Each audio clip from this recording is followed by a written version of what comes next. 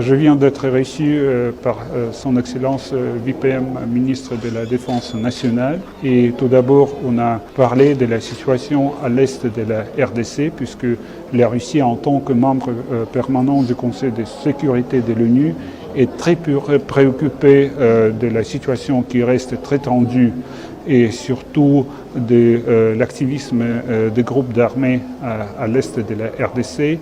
Et donc la Russie est prête à donner tout son aide, son concours à la RDC dans la lutte contre les groupes armés. Bien sûr que nous sommes vraiment très intéressés de la cessation d'activité de tous les groupes armés à l'est de la RDC et pour que la paix puisse être rétablie là-bas et surtout pour que la souveraineté de la RDC puisse être primordiale dans ce parti du pays. Oui, il y a un an, la Russie a octroyé une aide très importante à la RDC.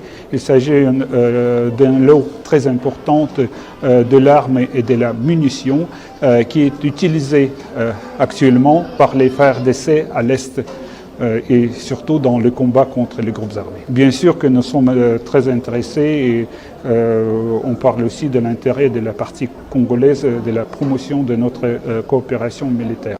En ma qualité de ministre de la Recherche scientifique et innovation technologique, je viens de présenter le projet de loi sur la réserve de la défense nationale. Et avant cela, permettez-moi, honorable Président, honorable membre de l'Assemblée nationale, vous dire que l'objet de ce projet est un objet qui découle de principes les plus universels dans la gestion des armées.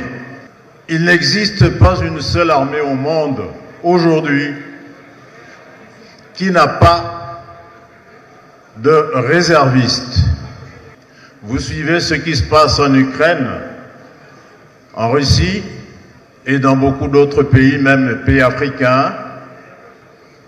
Lorsque un pays est agressé, il ne compte pas que sur les militaires d'actifs. En fait, une armée sans réserve est comme une voiture qui entreprend un trajet long sur autoroute sans pneus de rechange.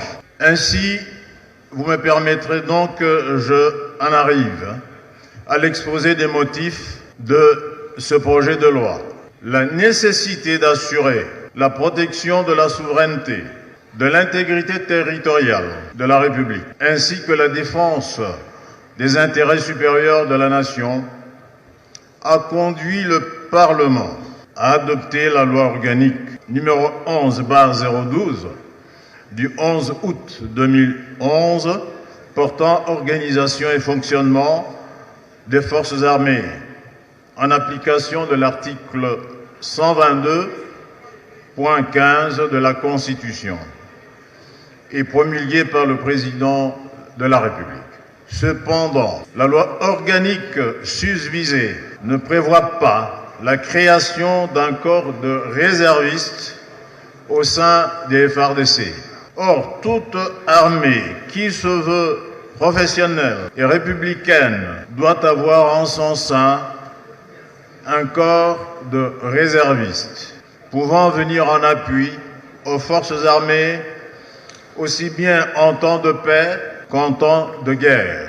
À cet effet, dans le souci de mettre fin aux agressions récurrentes auxquelles le pays est confronté, et pour mieux renforcer la protection de sa souveraineté et de son intégrité territoriale par la participation de tout Congolais, conformément aux articles 63, alinéa 1er et 64, alinéa 1er de la Constitution, la création d'une réserve armée de la défense nationale s'avère impérieuse. Cela aura le mérite d'entretenir l'esprit de défense de la patrie et de renforcer le lien entre la nation et ses citoyens. Face aux agressions répétées que connaît le pays, ayant notamment conduit à la proclamation de l'état de siège sur une partie de la République, il y a lieu d'instituer la réserve armée de la défense en République démocratique du Congo. Nous ne sommes pas là pour plaire à qui que ce soit.